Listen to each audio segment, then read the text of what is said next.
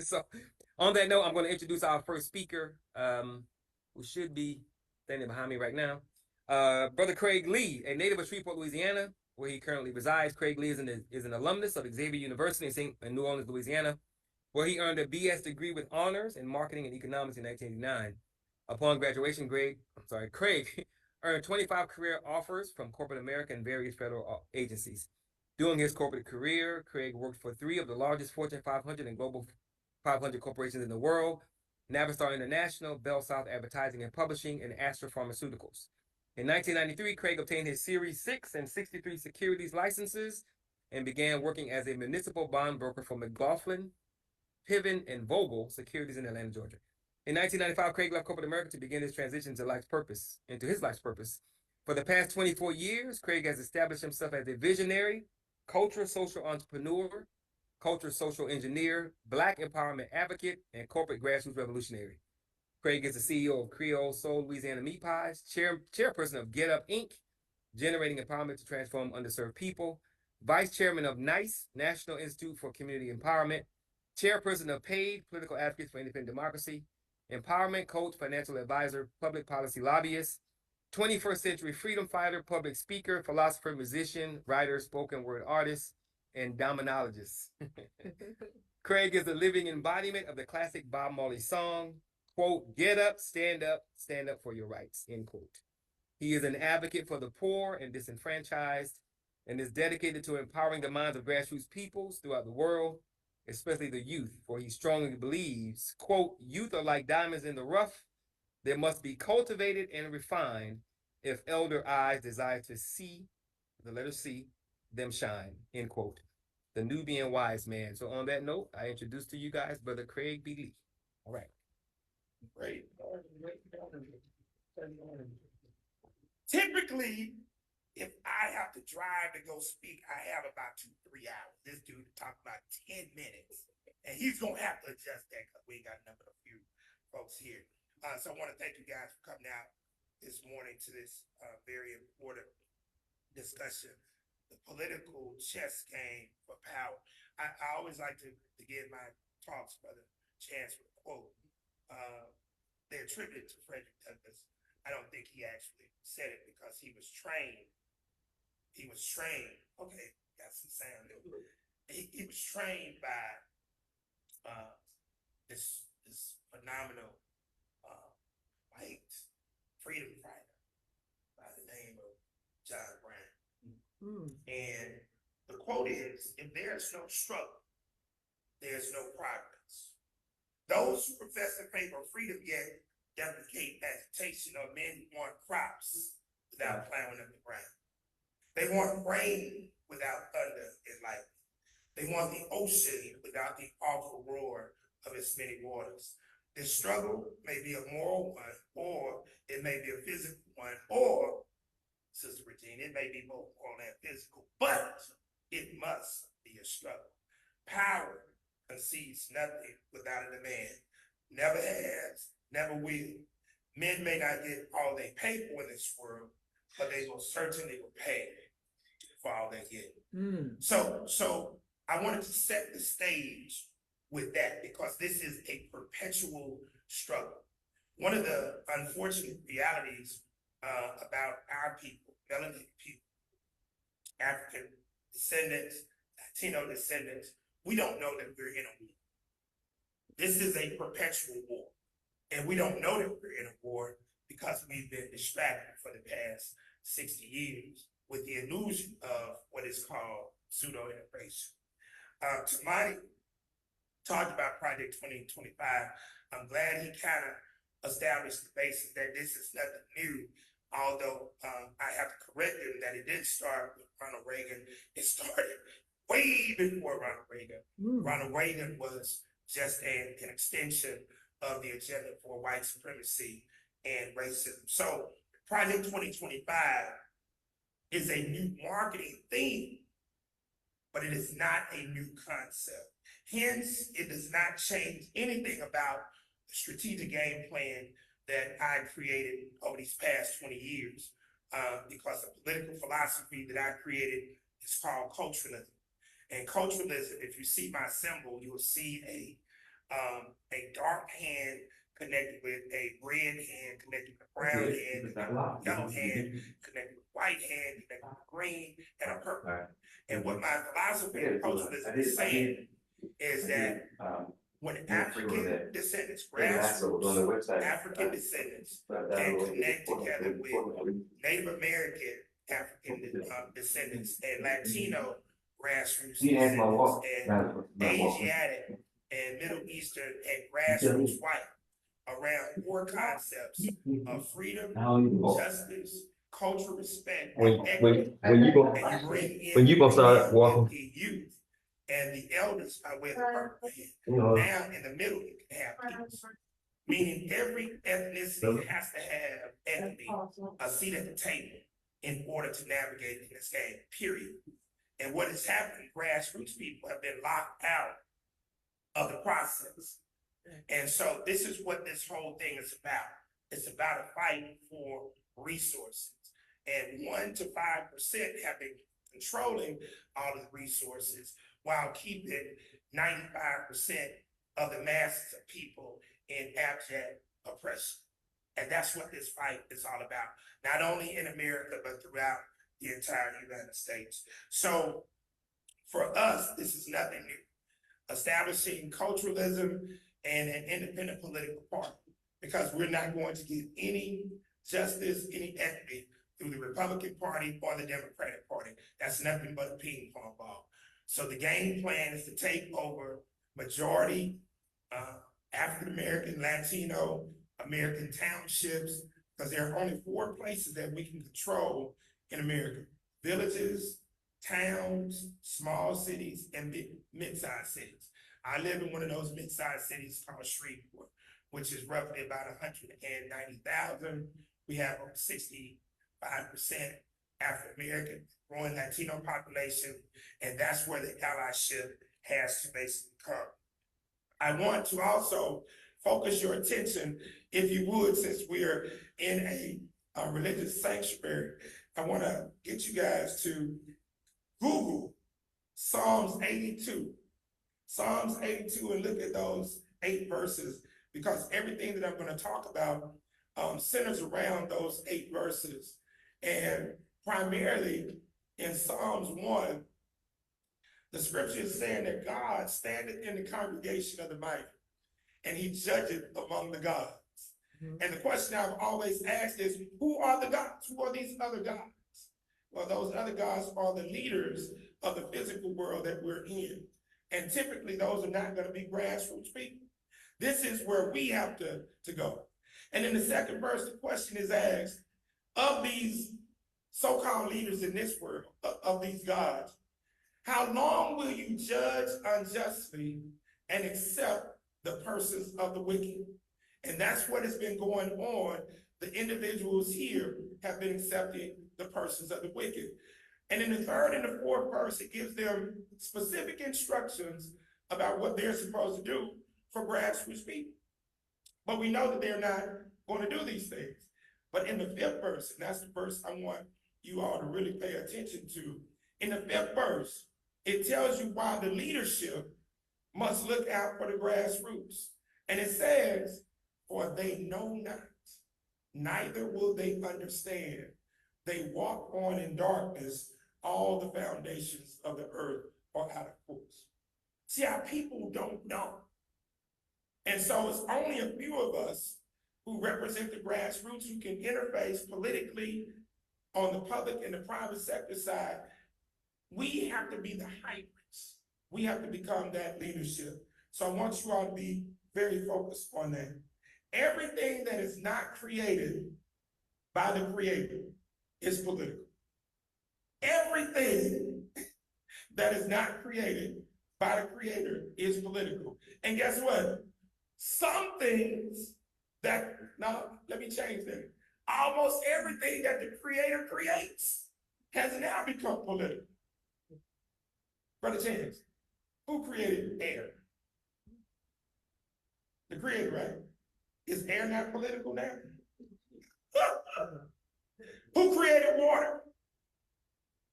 The Creator. Is water not created political now? Oh, 100%. Everything is political then. Yes, sir. Even what the creator created. Because these individuals believe that they are what? God. You need to focus on that. So, Project 2025 will increase the volume of oppression of melanated people and grassroots European descendants. Project 2025 is a direct offensive counterattack to the 1619 Project. Who's familiar with 1619 Project? If you ain't familiar with Nicole Hannah Jones Project 1619, you better learn about that, because that project was about telling the truth about America and telling the truth about the impact that slavery has had on America. And this is where now the new theme, Project 2025, has now come about. And Hannah Jones, discusses the truth about chattel slavery and the historical and current impacts of that today. And most people don't understand it. Sister Jones led the so-called liberal punching in the fight against the so-called conservatives, but she wasn't prepared for the counterpunch. Project 2025 is the counterpunch. How many of you are familiar with this term called the rope-a-dope? Have y'all ever heard that? What is the rope-a-dope? A trick that Muhammad Ali came up with in order to defeat who? George Foreman. Because George Foreman was big and bad, and there was no way he could directly beat him because he was too big and strong. So Muhammad Ali let him punch himself out, and then when the time was right, Ali knocked him out.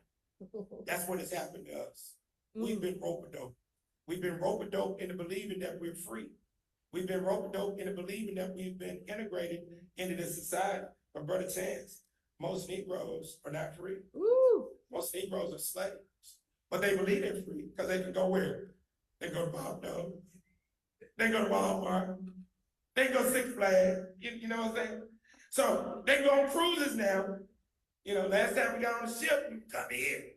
But now you can go on the ship and they'll pay all the money. The other aspect, I want you all to go on YouTube, pull up Martin Luther King's, one of his last interviews in 1967, when he said he feared that his dream had now become a nightmare. Before he died, he talked to Harry Belafonte, and he told Harry Belafonte, what, Brother Tamani? And he feared he had integrated his people into a burning house. This is what has happened. Martin Luther King has actually, in his naiveness, in his ignorance, helped further this game plan that is now in full steam against our people. So why can't we get it? We can't get it because we're not empowered. We have embraced Eurocentric individualism versus Afrocentric collectivism. However, we live in a multidimensional reality versus a one-dimensional reality. And we are distracted and we're stupefied. What are the distractions? Entertainment. That's the number one distraction. It's the number one mass destruction, weapon of mass destruction they have. Music, film, video, games, religion, travel, food. Then we got drugs and liquor, illness, mental, spiritual, and physical. And then we got pseudo-intellectualism. Pseudo-intellectualism is really one of our major distractions right now. What are you talking about, Brother Greg Umar Johnson? So-called Brother Polite, Tariq, Nasheed, all of these perpetrators that they are intellectually sound, but they, in essence, are rolling against the folks and the sovereignty movement. Can you build a structure from the roof down? No. Why is that? You need a foundation. So all politics is what? Local. So you got to start local. That's where this thing is at. Now, as I'm closing out, the importance of these terms, I need y'all to know these terms. Divine right of kings. That's the number one philosophy of white supremacy racism. If y'all pull that up, white folks tell you straight up, We're not subject to anybody on earth. We're only subject to God. And guess who God is? So they're only subject to themselves. That's a cold-blooded game. Manifest destiny. Plutocracy, oligarchy, and aristocracy. Most people talk about capitalism, but they've never even researched or studied capitalism. So you need to research, study capitalism. Research, study socialism, communism, and Marxism. And you better learn this term BRICS. How many of you know what BRICS is? BRICS. Brazil, Russia, India, China, South Africa. That's the new form of currency that's coming. Y'all better know that. So lastly, chess. Some people like to say this ain't checkers, it's chess. But most people don't know how to play chess. So let me break this down for you. On the chessboard, two combatants, they have what? How many pieces? 16. 8 pawns, 2 bishops, 2 rooks, 2 knights, a king and a queen. They are battling for what? What are they battling for? On the chessboard, what are you battling for? Territory, land, resources. Okay. That's what this game is. That's why somebody named this what? The political chess game for power. Well, how can you attain power and you don't know how to play chess? How many of you play chess and dominoes in here? Okay. You better learn the game. I love dominoes better than chess. And the reason I love dominoes better than chess because, Jeff, when you shuffle those 28 bones, you don't know what you're going to pick up. But whatever you pick up, you got to play the hand that you've been dealt.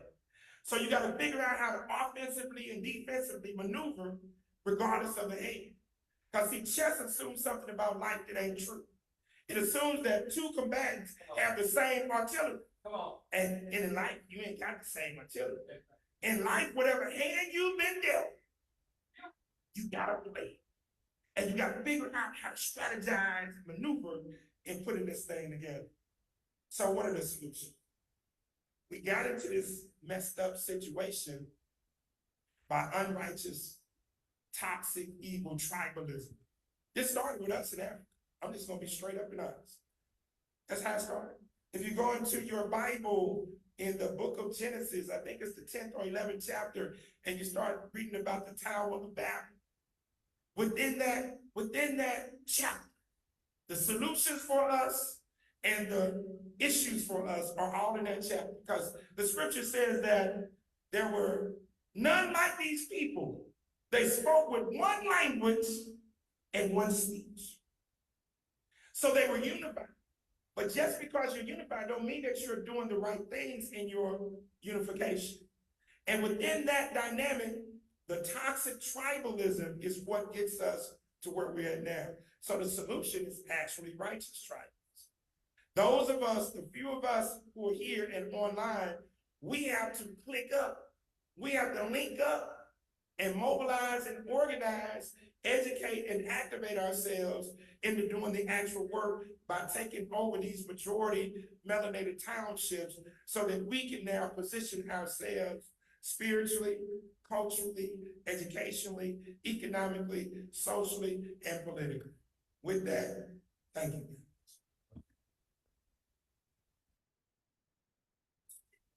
So we go.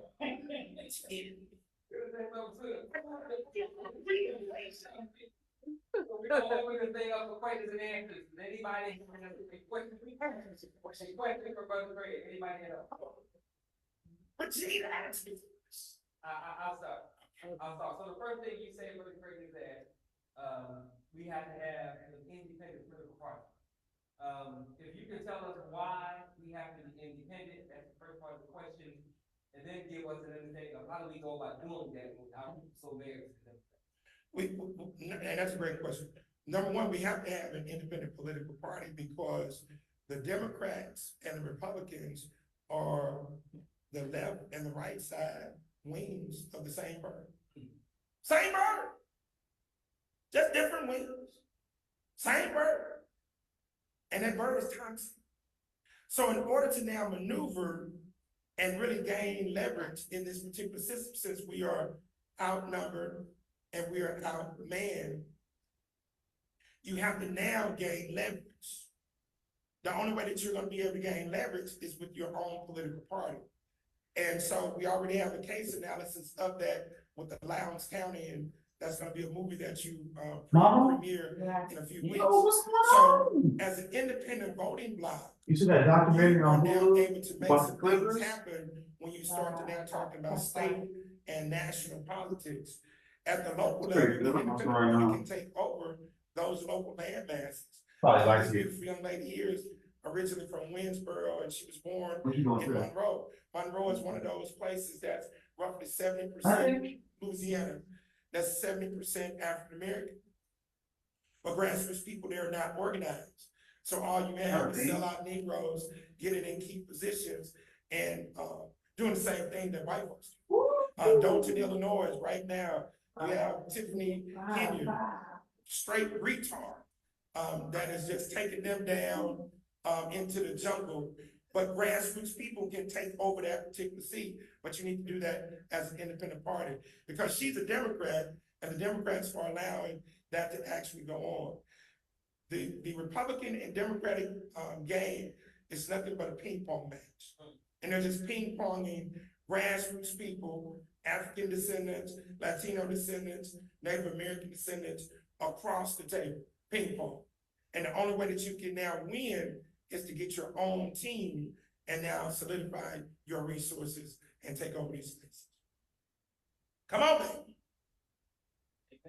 How long do you think that would take? Because in the process of creating an independent political party, or at least building it up, right? For me, education is my background. Kids are not learning, we're losing kids, crime is still growing, right? People are still getting killed. So how long would it take to get, let's say, Black people to wake up and say, hey, let's form our own independent political party, let's bind together, we do have power. And what do you do in the interim while you're building it? Well, and that's a good question. It really doesn't take long. As a matter of fact, here in Shreveport, I'm giving you a prime example. Shreveport is a prototype that I'm with. I've been doing this work now for 29 years. And I've been wanting to teach some young folks. And last year, I started teaching a group called Best 13. They're my client, Black Economics and Social Transformation. I did their 501c3. They were like, Brother Craig, I want you to teach us. And we had a campaign that was going on. Henry Whitehorn, he's the most qualified law enforcement person in the world. He had been over our state police, he had been over our city police, and he had been the CAO for the city, and he was running for sheriff. We've never had an African American sheriff in the history of the city of Shreveport. So I did this 501c3 for these guys, and they now wanted me to teach them this grassroots political independent philosophy that I have. And so he lost. Now, we weren't advocating for him and working for him to win in the primary. He was behind about 20 points. He was behind about 6,000 votes. Okay, he lost. He was in the runoff. So we united. I pushed my clients together, and needless to say, a grassroots agenda came about, and needless to say, he won. First time in 186 years, grassroots people got him to win. So now I have grassroots young people understanding that all we gotta do is mobilize, organize, handle our business underneath our political umbrella. They got Best 13, I got paid. They're going after a different grassroots segment. I'm going after a different grassroots segment. So we come together, and now we're positioned for 2026. So the beautiful thing about this is elections, typically every 4 years, depending on the situation, unless you're talking about Congress. So within the process right now, we got 2026, so this is 2024, we got 2 years. I know the formula for that to happen in the city of Shreveport. I gotta count 7,000 votes, people that commit to vote for me, and others in each district, we get 7,000 votes. As an independent, we could call ourselves the Blue Party. It wouldn't matter. You get 7,000. It's a numbers game. That's all it is. There are more people who don't vote than who vote. So the focus is not to focus your attention on the people who vote, because most of the people who vote are dumb. I'm just gonna be honest with you. Most people who vote are dumb because they're only voting based on identity politics. Oh, that's my cousin, Moo. I know her mama. I went to school with their daddy. My pastor used to sleep with her mama. That's all this is. Only about 5 to 10% of people vote for the most qualified candidate. I'm just being honest. So instead of trying to convert people who are already tied to the Democratic Party, tied to the Republican Party, your best bet is to not be attached to either and go after the people who don't vote. Make your intellectual appeal to that 5 to 10% who evaluate the best candidate, but leave that 90 to 95% who are gonna vote for their cousin, regardless of whether they know how to spell cat. And but it's not gonna take a long time as long as those like-minded people, like here in this room, start to mobilize and organize. It's really that simple. Here in this area, if you take district, what is that, somebody D? D, yes, sir. D and E? Yeah. Majority African-American districts. D and B. Majority African-American district. Hell, District D got more people in that district than we got in our own city. All you need to do is mobilize 25,000 people. Come on. 25,000. To commit. You don't need all 25,000, but you get the commitment for them. And now, I don't care if of course, Tamani is rolling with our political agenda for PAIN, the Political Advocates for Independent Democracy. You can do that over the next year and a half, be ready for your next election, and it's a done deal. So it doesn't take a long time. Now, I'm not talking about statewide and national, because that's why I asked the question, can you build a house from the roof down? You can. You gotta have what? A foundation. All politics is what? Local. All politics is what? Local. So you start locally. See, the thing that we have done, Malcolm did it wrong, King did it wrong, Cesar Chavez did it wrong, everybody did it wrong. Guess what? They all looked to do things nationally and internationally before they did what? Local. Right. Focus on the local, because all politics is local. Once you create that one physical prototype, now it can germinate throughout the entire country. Right, Jay? I love the fact that you emphasize local. I'd hate to live our life in 50 years from now, see that what our efforts were unsuccessful, that we're now in the history of that, the lineage of the Martins and the Malcolms and everybody else who didn't do it right. So now we're talking about reducing this to simplest form so that we can succeed. Local, the lowest form, that's within this room. Exactly. We can reduce even that to increase our success, because the like-minded people are here. We may not ever get the ones we're reaching for. So that's the thing that throughout the meeting, like, what do you think about that? No, you hit it right on. We have to narrow our focus. See, it's like this. If you build something wide, okay, you build it wide. If you focus on it just, upward, you do that, but you gotta have a balance. It almost has to be slanted, like a right triangle. You got your 90-degree angle, and then you got that slant. This is how we have to work. We have to be balanced, but we have to be very narrow focused. And you take the Black Panther Party, for example. We look at all these good case analysis. It pains me, Jeff, when I have to go back and research and analyze the things that they did right. because they did some things right. I mean, they laid the foundation for what you see now in terms of health clinics, legal clinics. All this came from the Black Panther Party. Most people kind of focus on the free lunch program and free breakfast, but they laid the foundation for free health and wellness clinics, legal clinics. Great job. But they wanted to be big so quick. So what was the number one thing that they did to become big so quick? Sold out.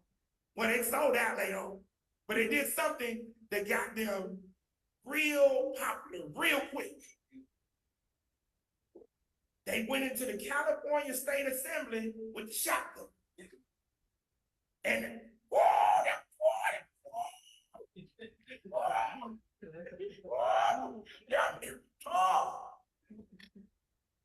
see, they punched, right? They punched, right?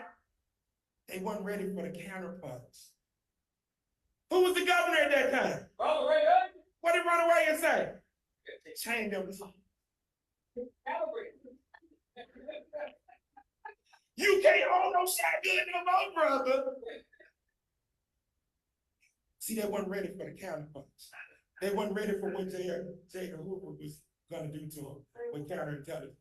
See, they punched. See, you punch. You said it earlier. You poke that bear. You poke that bear. You poked it. How much that play? Ain't no more playing. And so they weren't ready. And so they were focused on trying to do all this national. And they have nothing together. They didn't. You see what I'm saying? But I applaud them because they were in the fight. Well, we can look at it now, hindsight. We needed them to do what they did. Them to do that. So we can see what they did right, what they did wrong. Same with Malcolm. When Malcolm was with the Nation of Islam, they didn't want to get involved in the political process. So Malcolm knew, okay, a lot of Negroes going to steal like chitlins and hot dogs and pork chops. I can't force this Islam. So he created two organizations. He had the Muslim Mosque Incorporated, but then he also created the Organization of African American Unity because he knew, you know, why would you turn down a soldier just because they like hot dog and shit? Okay, it's against the Muslim code. Okay, I got you. But he's a solid soldier. So he had to figure that out. But he was focused on all this other stuff internationally, and he hadn't done anything in any town. Okay? You take Marcus Garvey. Marcus Garvey's talking about going back to Africa, and he hadn't even done anything in the United States. My uncle, prime example, my great-great-uncle, Giles D. Moore, was a follower of Marcus Garvey. My uncle migrated from Wascom, Texas to Shreveport, the outskirts of Shreveport in the late 1800s. He and my other uncle, Almonte Moore, bought up over 1,000 acres of land and created one of the 200 plus Black townships that came about from 1864 to 1944. And Jeff, they called it Moore's Town. He was a follower of Marcus Garvey. But you think Marcus Garvey consulted with him and some of the other Black people who were creating Black townships? No. He wanted to, quote unquote, go back to Africa. Now, where did that concept come from?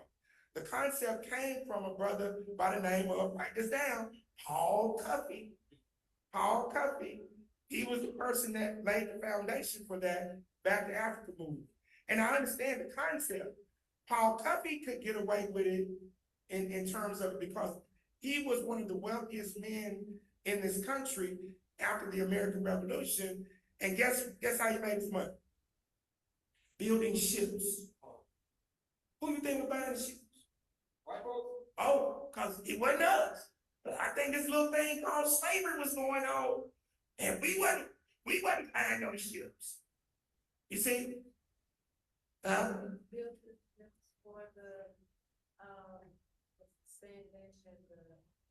The dude with the bomb. No. He was building ships for cargo. And so his premise was he was a shipbuilder, so he made he was trading goods because he was born free. Phenomenal story. You need to check it out. Phenomenal story. And so, but he and Richard Allen, the founder of the AME Church, they were the ones who led the Back to Africa movement. They were first. You see what I'm saying? And so that's one of the, as I was reading about in preparation for today, I was reading about some of the historical inaccuracies of the 1619 project, and that was one of them because the way that Nicole Jones framed it, although the American Revolution was slavery had something to do with it, it is true that Great Britain did offer our ancestors an opportunity to gain their freedom by fighting with them. So it's a lot, it's a lot of complexities in this thing. But Paul Comfort is a soldier. But my point was, Garvey took his concept, he wasn't building those ships. He was buying ships from white folks. That didn't work. Garvey never went to Africa, but Garvey wanted to be the president of Africa. Think about that. And where's Garvey built at? Buried everything. Y'all don't know. He buried in England. Oh. He never went to Africa.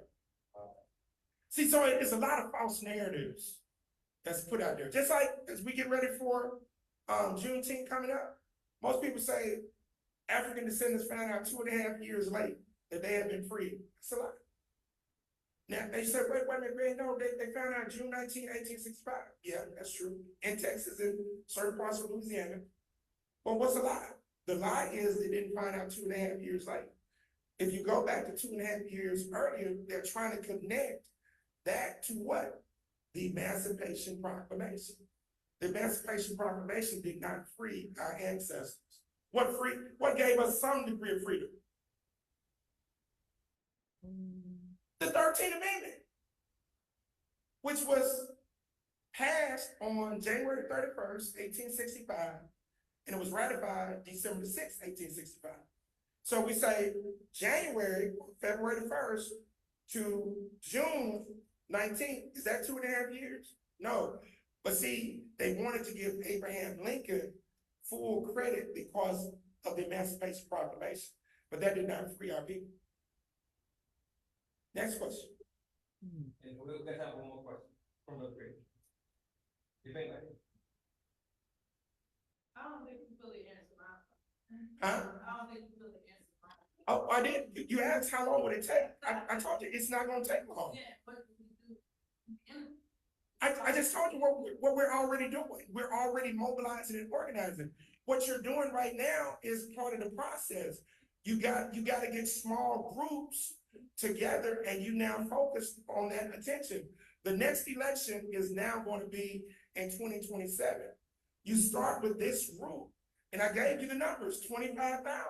So now you get with Brother Tamani, District D, District B, those majority African-American districts, and now you mobilize and count votes going into those elections. Oh, I asked the question. There is no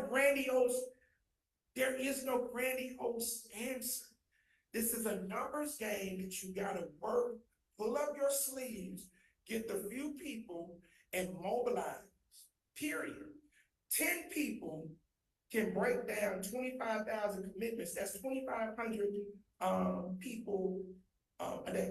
Let's do some, pull out your calculator. So let's break down 25,000. We need 25,000 commitments. Divide 25,000 by 10. That's 2,500, right? So we got 10 people. Let's say we got 10 committed people. Just 10 per day. Watch this. Break down 2,500 by, let's just say 15. 2,500 by 15. How many was that? 167. 160 what? 167. Now what does that represent? That represents the amount of days, 15, that it would take to get 2,500 commitments. Because 10 people, all you need is 10 people to get that 2,500.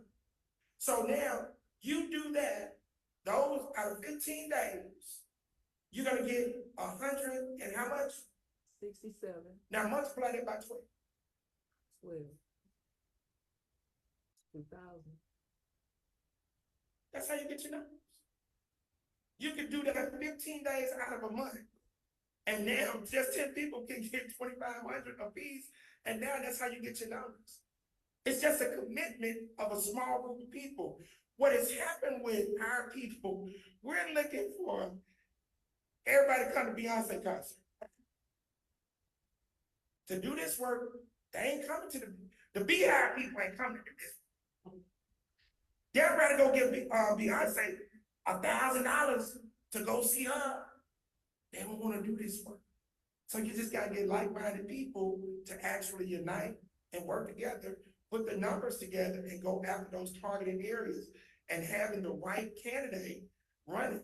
This beautiful young lady ran for governor. You don't know about that. You know, that's trying to build from the sides. We ain't governing the state of Texas. But somebody like this at the local level, that's what she needs to concentrate her focus. You get behind her, get the committed voters, boom. And she sell out, we're gonna slap her with upside the head with a candy cane and get her mind right. But she ain't gonna sell out. You ain't gonna sell out. I know you ain't gonna sell out. That's how you do it. It's not no rocket science, man. We're making this way too difficult. We really are. Because we got the examples from the past where our people were mobilizing and organizing without Twitter, without Facebook. They were mobilizing and organizing without all of these things, without phones, cell phones. They were doing this. And we bring it home. We bring it home to say, but approximately how many predominantly Black when this stops? Out of 64 parishes, we have roughly 34 of them are majority African American. Okay, so 34 majority Black, and he's overpaid me then. I'm overpaid take that 137 down back. So if we do that simple math that he's talking about, you're talking about controlling 150 cities in 2 states. That's how you do it. But like you said, you're looking for something big and magnanimous, not understanding that the answer is right here. Just gotta go. Like Charles Blow, the award-winning author and former New York Times writer, he has a book now about remigrating to the South. Now Regina, he came to Shreveport just a few weeks ago. He just trying to make money off the book. Because I asked him, I said, okay, I broke it down. I said, so how since you want to focus on the state versus the local, I said, oh, he got no solutions. I just said, this is how you gotta do. But I had already told you money because I know you can't pivot from the New York Times to start doing what I do. So I've been doing this for over three decades.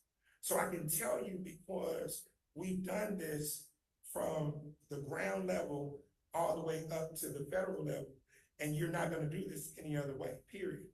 And at the end of the day, we have, okay, last thing, here's a question. What is the only institution in America for our people? The only institution that can mobilize every faction that is divided in, I'm talking about religion, fraternity, sorority, hardcore street savages, everybody. It's only one institution that can mobilize all of these entities. What is it? It's money you can't answer. It's only one. What is it? It can mobilize, because you got 50,000 denominations. What is the one institution that can mobilize all of the different factions of our people? It's only one. It can mobilize all of them, regardless of religion, gender, fraternities, sororities. Radio station. Radio station, interesting. Not institution. HBCUs. HBCUs. So think about it. Most of your towns that are majority African American, they got whatever. HBCUs. But HBCUs have never been utilized as what? Solution centers. They've been used to now create labor for who? White corporations. See, they're not fulfilling their agenda, but they don't know it. So now, getting back to the sister's question, how do we go about doing it? Where do we have all these brilliant young minds at? Where are they at? HBCU. But they've been taken over. Huh? They've been taken over. by- Some of them, By the system. some of them. During the campaigns, you had like Beto O'Rourke with every HBCU you could think of, because they are figuring it out, just like you just said. But they are going in and doing their thing, and they're gonna mobilize in a different manner. So, I mean, even to the point where you have like TSU and Prairie View now, with some of these organizations, the, institutions, what is that, the Confucius Institutes, are all infiltrated within our college system, HBCU. I mean, that's a huge. It's an untapped, what you're saying is absolutely correct. So, yeah, so we're sitting here with those organizations that have been untapped. Yeah, And they figured out How's it that? how to tap. yeah. You got And they tap it. And it's Well, and Tamani will tell you, I laid this game plan out for him 5 years ago, because this is part of what I do. And, what you have, and I'm so glad you brought it out, because what we don't see, just like what's going on in Shreveport right now. Now that 50 Cent has come and bought a studio in Shreveport, whoa, what? Oh, we need to come, oh, we come back Shreveport, Negro, I've been saying this for the past 29 years. You feel me? But it's cool though, I ain't mad. As a matter of fact, I'm speaking this week, next week, speaking on a platform with that. So I'm glad he's provided that statement, because the Negro has to see. If the Negro don't see, they don't believe it exists. And so the HBCU is that untapped market for us. But it all starts with this small group, and that's what Tamani and you guys are working on right now. That's it. That's it. Let me pass the collection plate. Regina, you got something, baby. wait. Just a quick one. Okay, so when we go out to mobilize, how do we concisely convince people to, how do we touch the heart? So that we know we can flip them or turn them or whatever. What is it, that button that we push? That's the words. See, me and see, you gotta have that quick, but all these people wanna tap into what? Money, status, and materials. So you gotta show them how mobilizing and organizing connects them to what? The bag. They gotta see how they can get the bag. They gotta see how they can get the bag. See, they don't know, like the young people that I'm teaching in Shreveport, man, as I'm hipping them to the contract procurement game and all of the jobs that come, they're like, wait a minute, you mean to tell me these folks ain't coming? Man, that's the man, what a friend. And listen, this is how it's going. So you gotta get the words that resonate with them. It's a marketing message. You're right. And it's gotta be quick, because they don't know. You gotta be something real quick. And you tap into them, and it's like, that's how you get it. But I'm glad you asked the question, because that is the piece, because it's a quick presentation, and it gotta be something like, do you want to see more Black millionaires in the city of Houston come from the hood? Hell yeah. Would you like to be one of them? Hell yeah. Would you like this crime reduced and whatnot? Right, gotta get that out. Boom. So we need you to link up. Boom. That's how you go about it. So it's like in Shreveport, I gotta get 7. I ain't talking about what my team gotta do. I gotta personally see 7. I gotta lock down 7,000 people. Now, what's my numbers? See, so I'm gonna work 20 days out of the month, and I gotta see 100 to get 50. 50 times 20 is 1,000. I do that for 7 months, that's my 7,000. That goes into my database. Now I get a team of 30 people on my telephone banking team to now cultivate a relationship with. But to your point, that's exactly, Tamani and I have worked on a few scripts. We've actually, and we had a big meeting about this in the last campaign that we worked on. But the candidate did not want to do what you're asking right now. Oh, hey, you gotta do exactly what you're saying because it's a psychological message that has to resonate. Because these are people who don't vote. Right. But that's your best targeted audience. I'd rather deal with them than the ones, Rev Chicken put them, who already got some kickbacks coming because of, their relationship with other people. But yeah, that's exactly it. All right. Thank you guys very much.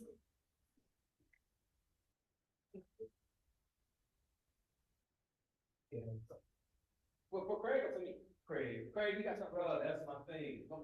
Like what Regina said, people. Wait. Keep in mind now, we got to speak. I'm gonna be behind. All right, okay.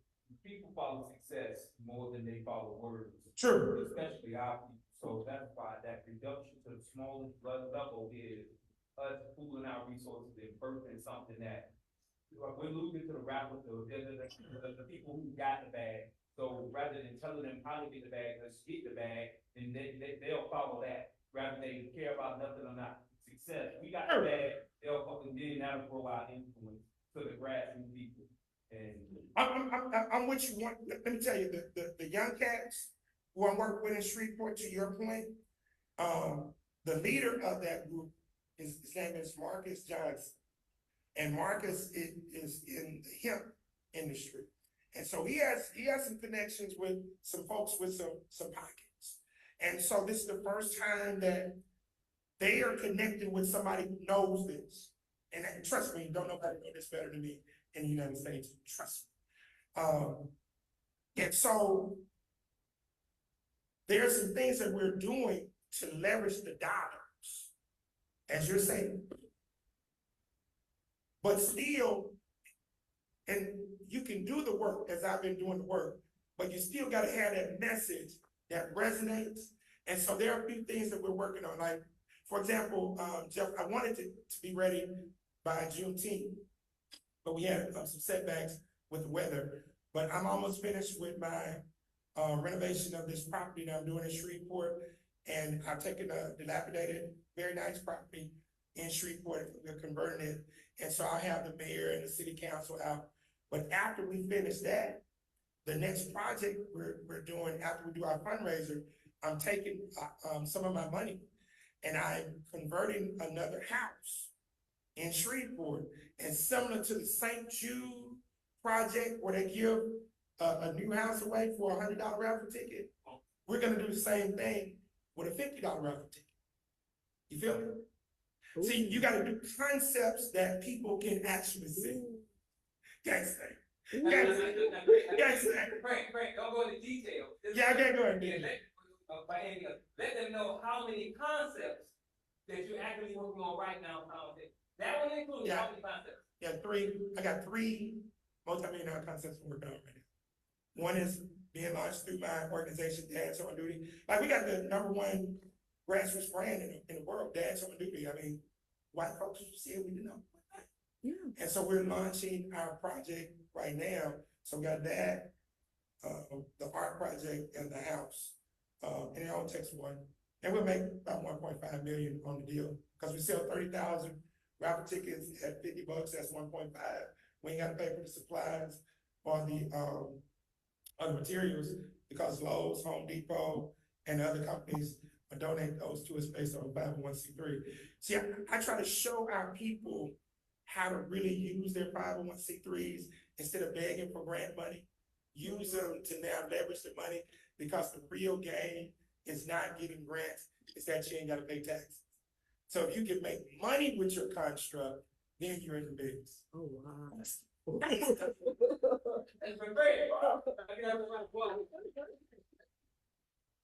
All right. Let me knock out. So we want